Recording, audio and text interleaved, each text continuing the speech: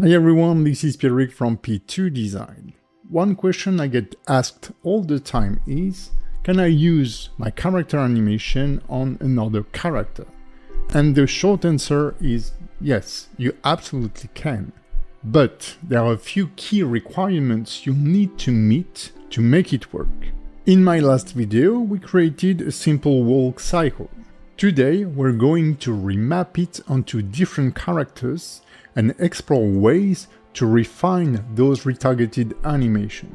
No add-ons required. This is all about understanding the core principle of animation retargeting in Blender, so you can then apply it to your own character or rig them accordingly. Let's dive in.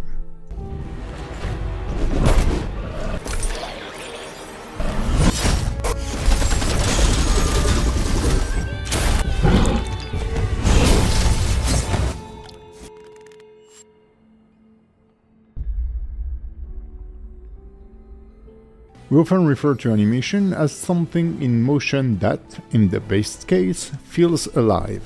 But under the hood, these are just properties values changing over time. That will make more sense in a minute. When we animate any object, Blender stores these animation data into an action. The benefit is an action is not specific to an object. It can be used or shared by multiple objects. It's the same philosophy we have with material, for example. Several months ago, data slots were added to the action system.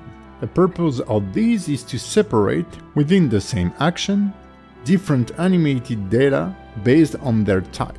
For example, an object transforms and its material. In previous Blender version, an action was created per data type, and it was a nightmare. Now, the benefit is that everything is stored in the same action, but we can also easily access more specific animated data based on their type. Am I animating an object, an armature, the properties of a light, a camera, etc. It means we can share the same action and slot with multiple objects as long as they share the same data type. Like this bouncing animation shared between this sphere and this cube.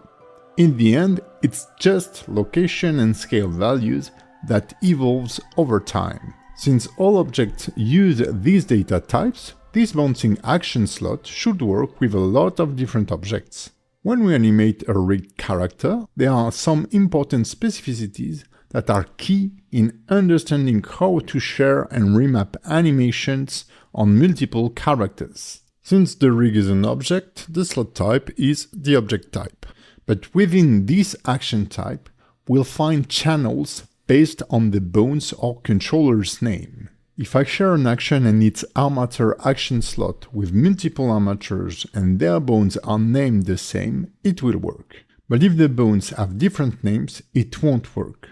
To better understand that, we need to dive a little deeper into Blender data management. To access data, Blender uses some kind of address system called the RNA path. When we go in the graph editor, we can find the exact RNA path for each transform channel of each bone. And we can see that the name of the bone is used.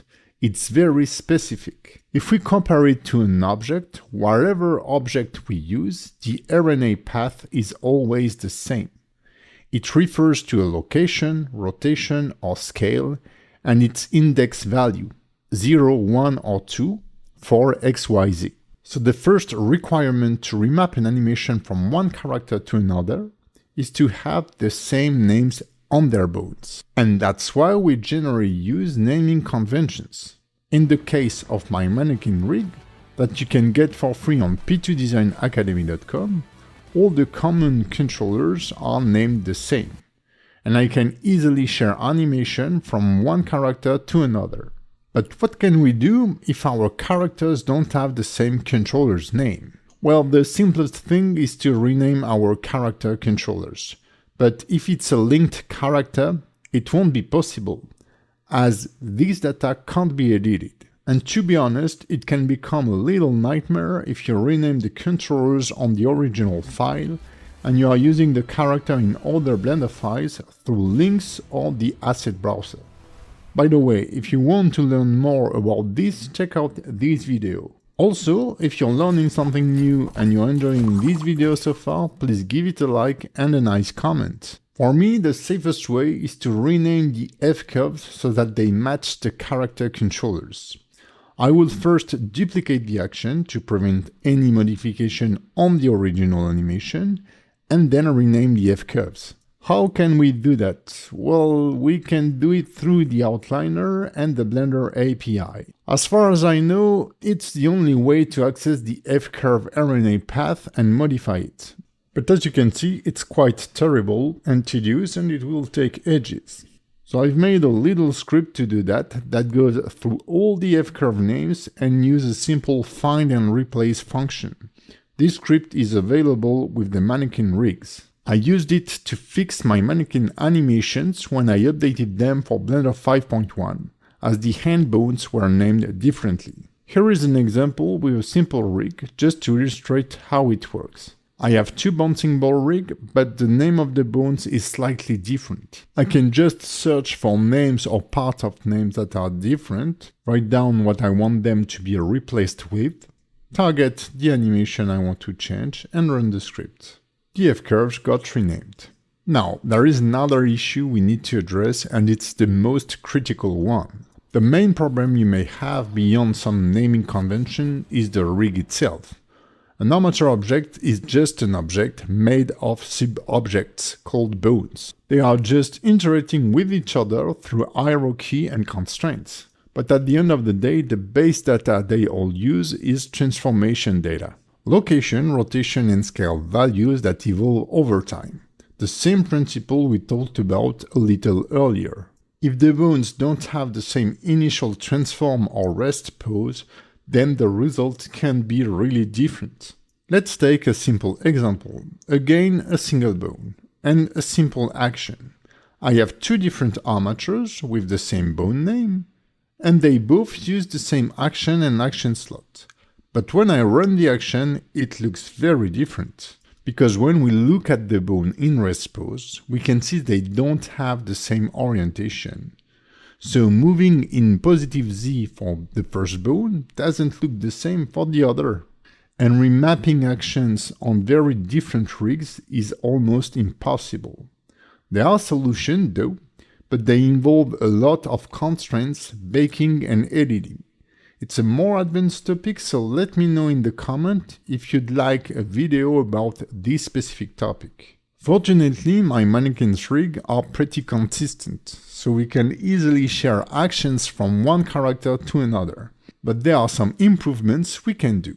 If I share this simple walk animation we did in the previous video on different characters, we can see it works pretty nicely, especially on the beefy character. But the female character feels a little off. We can easily make it look a little more feminine though by editing the curves. A simple curve offset can change everything.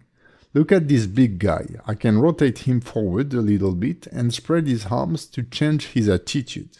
On the girl, we can improve the animation by making her walk on a centered line. The famous catwalk. Simply offsetting the feet X location.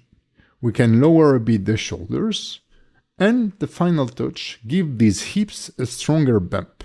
This is the typical work you will do if you were to work on motion capture data, refining poses over time. There is much more about it obviously, but that's another topic. But in the end, you can see that with confirmed characters rig, you can easily share animations between them. This is the end of this video. I hope you enjoyed it, and I'll see you in the next one.